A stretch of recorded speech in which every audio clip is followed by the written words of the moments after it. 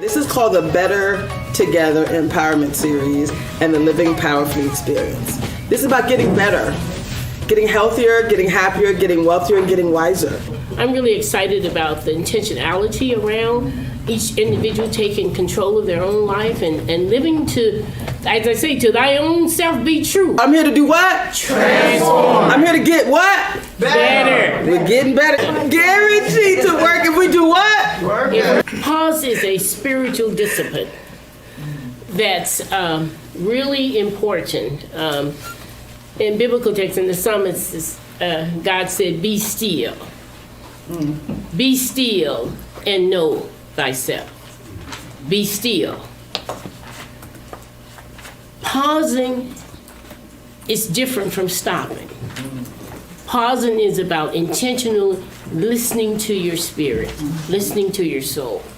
Because sometimes when we're still, we got 50 different things going through our minds, and we're still not listening to our souls. So really wrapping our minds around what it means to just pause for a moment throughout the day. So we're gonna just take a pause.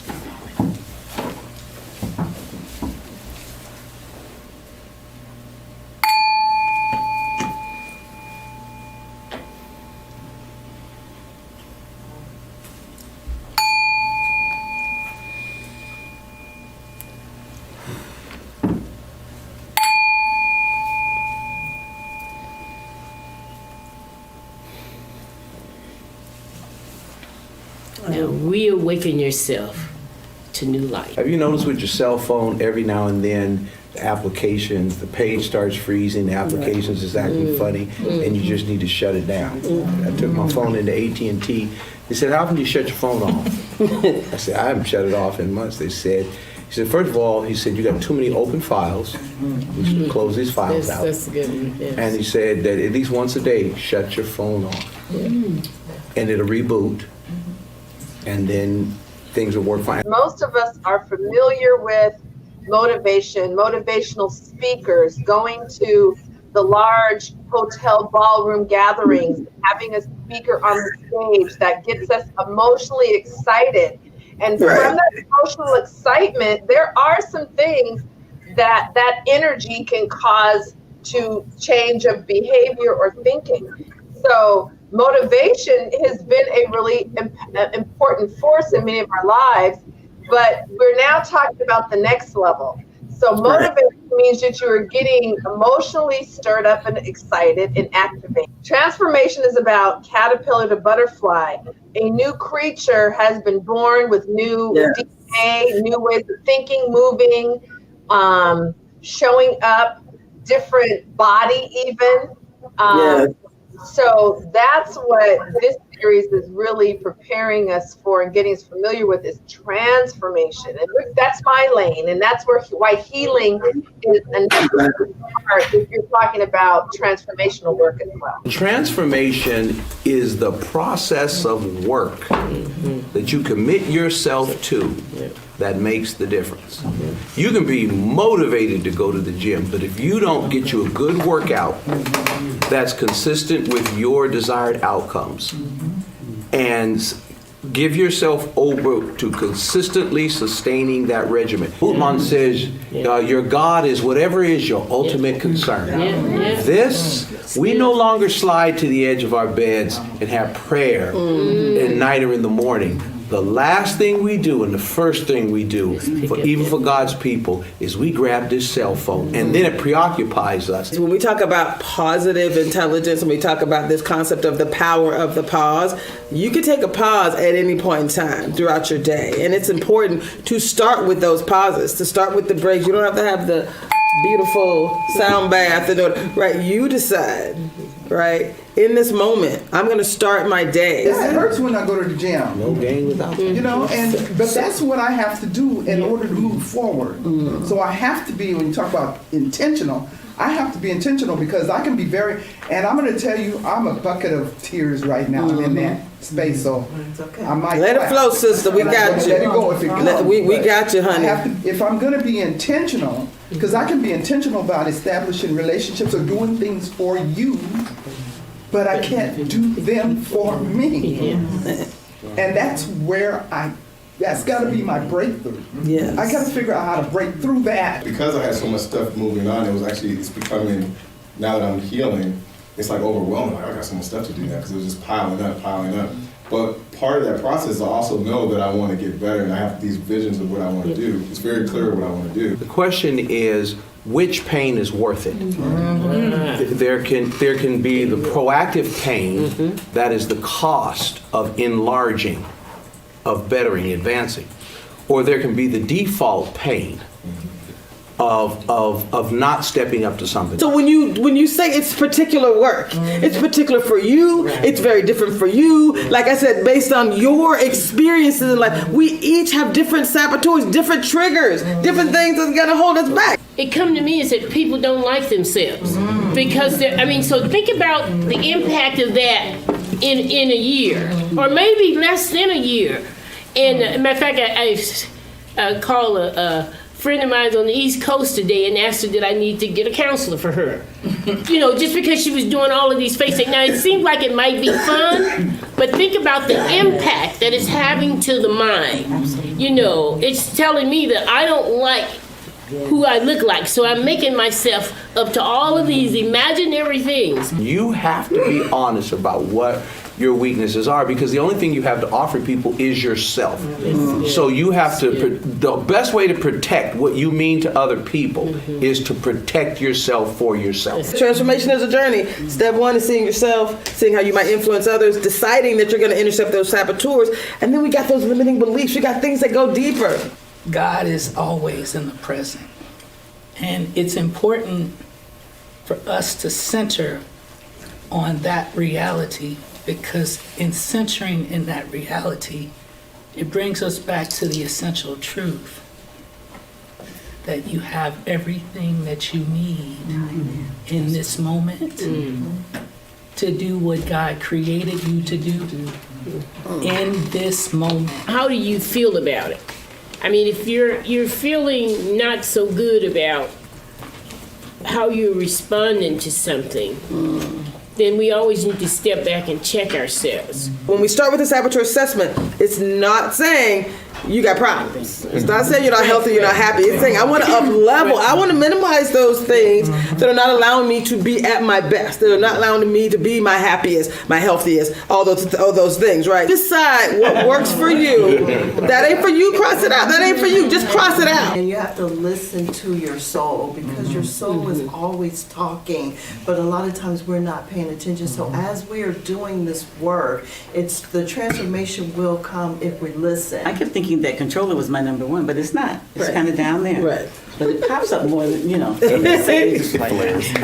But mine was actually the stickler. Yes. I was like, So what are you going to do differently this week to get better? Differently this week. But I was saying that because when I was looking at my daughter's, hers, and we do kind of bump heads because of that. And this has enlightened me as to why we bump it. We love each other. Right. We hang out all the time. I love the fact that we have a great relationship.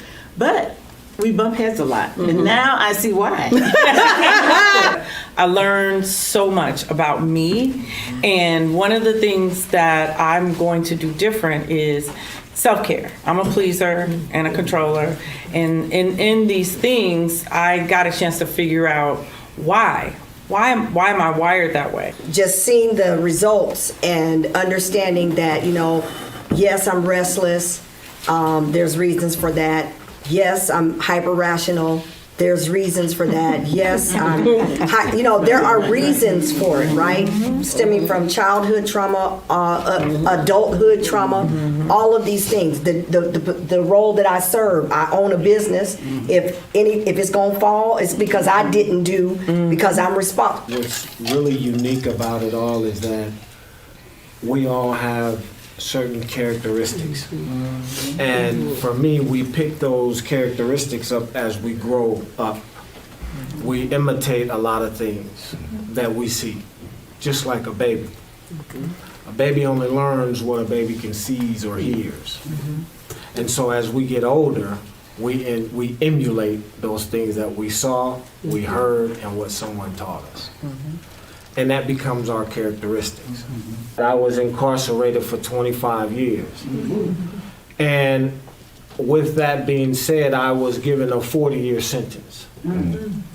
But I realized that transformation had to happen in order for me to see freedom again. And so I had to make a choice.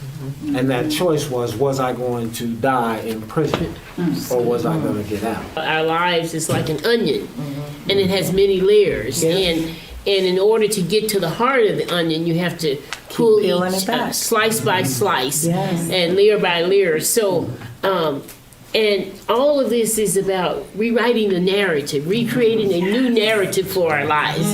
Everything will transform, right? Everything will transform, right? You get to create the life of your dreams. What are you gonna do the next time a meal comes up, the next sunrise that you get to walk? What are you gonna do the next time you get to choose? You're gonna choose yourself, yes? Yes. Yes? Yes. Yes? Yes. Thank you. That's it, y'all. See you next week. Thank you. Thank you so much. Thank you. Woo, y'all, we are live right here on Memorial Day. When I think about Memorial Day, I think about, what can we do to leave a legacy? This is the continuation, y'all. This is us continuing the dream. This is us manifesting our dream. One of the things that Dr. King did was he encouraged us and empowered us to continue to manifest the dream. And the importance of continuing the dream is about continuing to address issues of inequities and injustice that impact, the people. And particularly, African Americans, but all people were impacted by poverty, by homelessness, by housing, by voting rights, by health inequities. And so what we have to do as a community and as a people, continue to give voice to those issues. But we can't do that if we're not connected together. We are a communal people. If we think about the premise nationally that we're stopping our work to reflect on, it is what were people willing to give their lives for. And during this series, one of the things that I really carried forth into this week is what is the pain that we're choosing.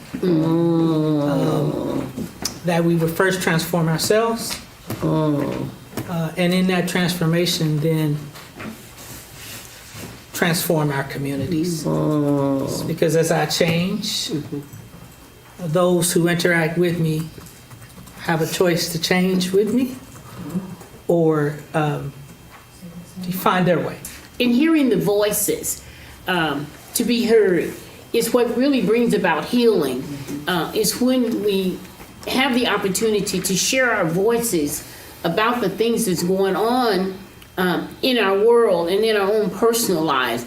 And when people's voices are heard, they're part of the story.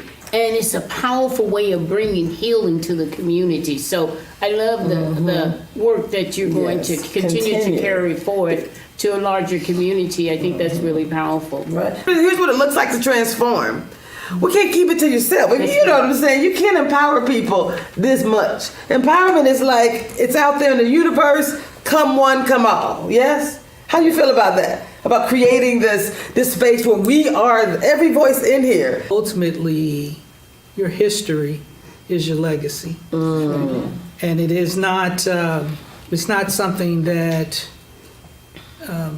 whether you're intentional about it or not, it is developed and it becomes your story. So the idea of the work that each of you all have brought to this space with a willingness to do that allows us to build a collective legacy. We each have been empowered. So that's different. It looks different from power of one, but we each have been empowered to go forth to heal ourselves, but also to heal the world.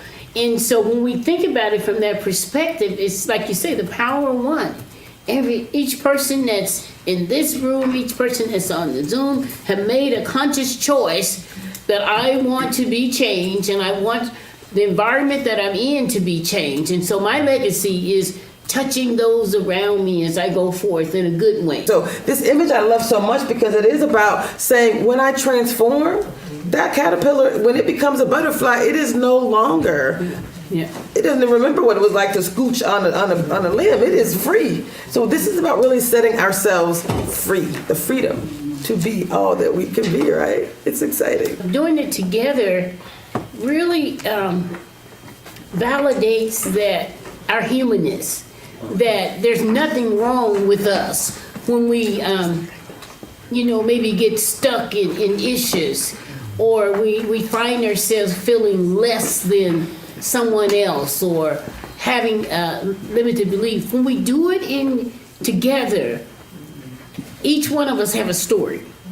And when we're honest and authentic about sharing that story, it really brings healing to us, but it also let the person sitting next to you say, oh, I am okay.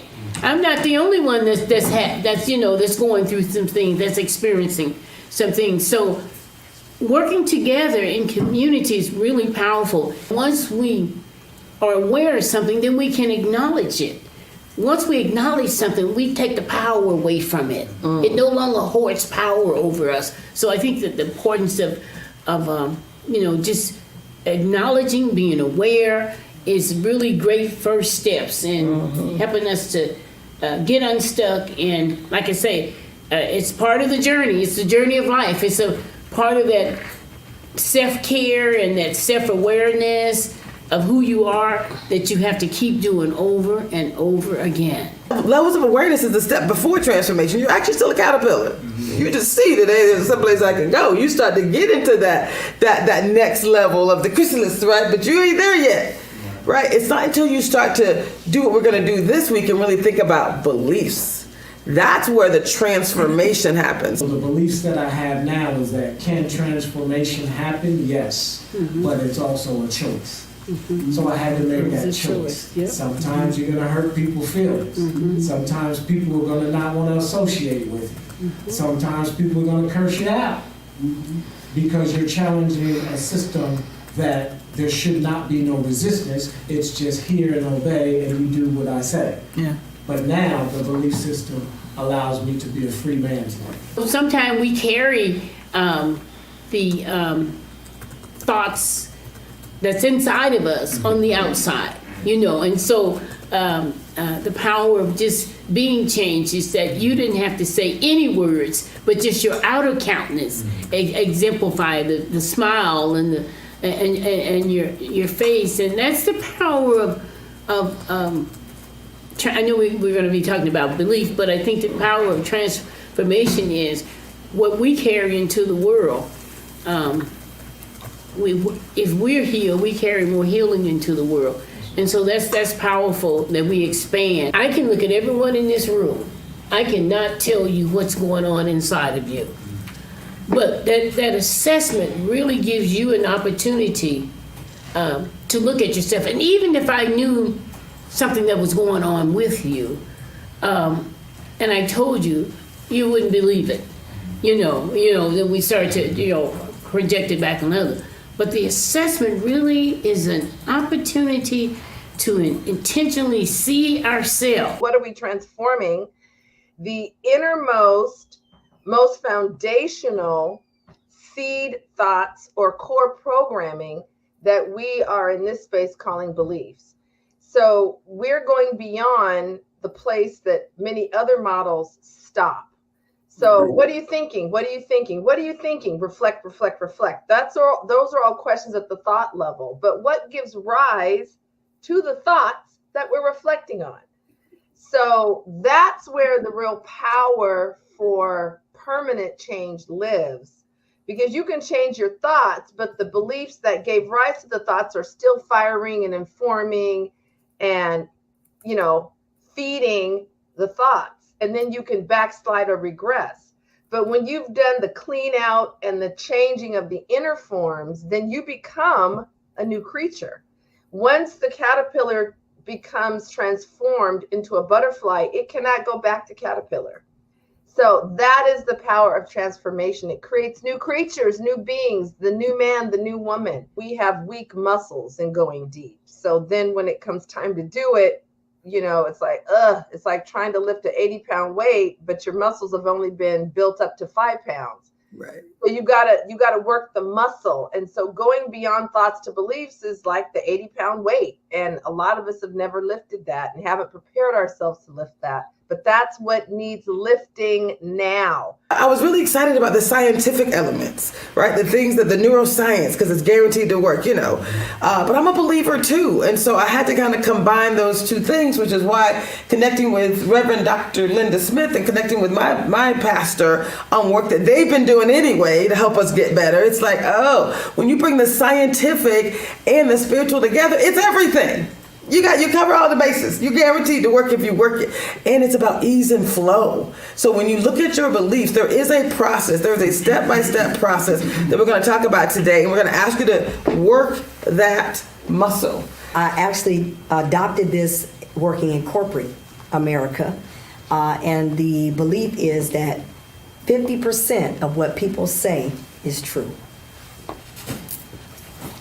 And the way that this shows up is, the more a person talks, the more content, I believe, like some of that is probably true and some of it probably isn't, just because inherently we like to embellish the truth. We like to feel grand. We like to feel important. Let's talk about the risks. Let's talk about So I'm more reserved and more analytical. And it has actually worked for me because it has set me apart and put me in positions in corporate where part of my job was to work with people and the other half was to work with data.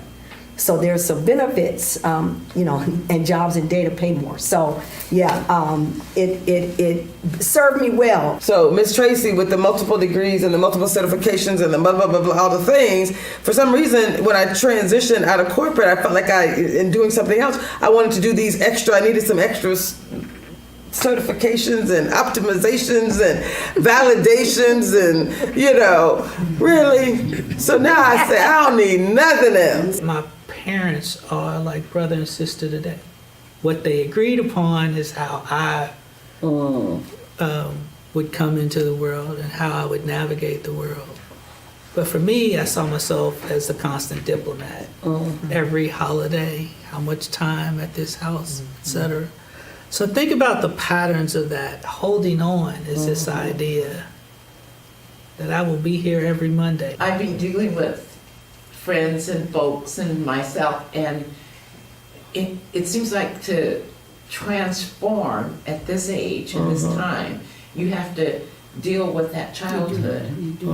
And I would like to see some of that in the beginning, because it comes out if you're true to yourself, what's going on. But if you think about it, everybody talked about this, how they had to transform and work wherever they are now. And of course, God is in the piece, because we're here in our church and doing the work here. So that's understandable. But somehow we need to deal with that childhood piece. Yes. The way I'm doing this is $1,000 per person for training. And in my mind, it was better to give it all away, right? And that was because God said, give it all away. When God speaks, let me just be clear. You talk about letting go. Woo! There is some peace and power in the surrender. I believe walking surrendered is the only way to be. I believe when you hold on and think you're going to work it out, and he's like, I got you. Go work it, Lord. And when I say there's miracle after miracle after miracle after miracle that has shown up in my life when I show up surrendered, it's also scientific that says if I believe that every situation can be turned into a gift and an opportunity, this is going to work out for my good. It's scientific. A way that you survive is that you cover up, the struggles, the pains, and the hurt that you have to go through. And so as an adult, I found myself, really, like you say, high achiever, working all the time. I probably still do a lot of that now. Right. But a lot of that came out of just as a child, feeling like you got to survive.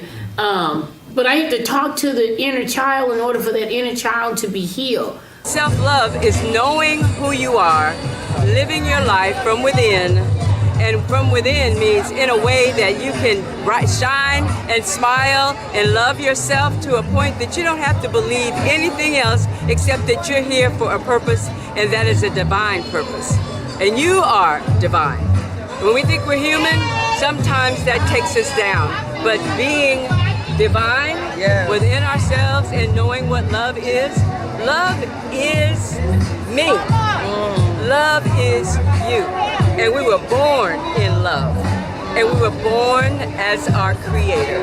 And we are the creator. So we have to see ourselves better than negativity, or I'm bad, or I did something wrong, or I feel guilty. All those things can be set aside, and we really, really know how to love. Just allow yourself. Just tell yourself in the mirror, I love you, and I love you for sure. Beliefs are critical, and many times we don't even know where we receive the beliefs that we have. So you must make sure that you are examining, why do you believe what you believe? And especially, why are you not believing the best and the positive? Why are you not making your mind think on those things that are good and pure and lovely and whole? So dig deep. We have to root these things out, people. And our mind, as we know, our mind takes us everywhere. So it's a matter of helping yourself understand what it is you're thinking, why it is you're thinking it, and you can always choose to think better. Each and every person in this room having a unique calling, a unique gift. And I think it's so important that we embrace that about ourselves, because when we come to that realization, we become very comfortable at just showing up in a room as who we are. Because we understand there's nobody else in the room that can do what I can do. And when we accept that reality about ourselves, it causes us to walk differently. It causes us to show up differently. And then when you recognize that it was the Creator Himself that gave me this unique gift, nobody can take that away. Living powerfully, if I could really explain that, is optimization and life growth. That means always meditating, always striving, and always optimizing one's health. It's a series of health missions that we constantly always strive for. So the journey's never complete. It's something that you're always striving for. And once we're always doing that, that's how I believe you live in power and you stay in power forever. Yeah, absolutely. When you talk about belief, you have to understand that if you say you believe something, you don't know it, right? You're guessing, you're hoping, you're wishing. But when you know it, you can start to really build a foundation that's true. You can't live on a belief, but you can live and thrive on a knowledge, right? We know certain things about us. We know that we're divine. We know that we're healthy. We know that we're home. And so we get there, right? If I believe it, I might not get there. I might not believe it tomorrow. You know what I'm saying? We know it every day. Knowledge is power. I've been suffering from PTSD literally for an extended period of time. I found myself driving sometimes, white knuckling it, and I'm pretty dark. So, if I got white knuckles, I'm holding the thing. I'm holding the steering wheel pretty tight. Tears rolling down my eyes. If it's dark and rainy, I was getting my hair done in Linwood about 6-7 months ago. And it was dark, it was raining, same kind of environment when I had this accident 2 years ago. And I found myself Lord, just get me home. I just want to make it home. I had some work, and I'm still doing some work, and I'm feeling 1,000 times better because I believe that God's got me. God got me there too. We have to reflect the brilliance of our past. And that's what honoring Black Wall Street is really all about, is reflecting the brilliance of our past. When we see all of these amazing vendors lining 23rd and Jackson, it's another reminder of the brilliance we come from. When you think about what it means to get better together, this is really what it looks like in practice. And honestly, a lot of our history through a lot of different Black Wall Streets all over the country really showcase to us what we can do when we do come together.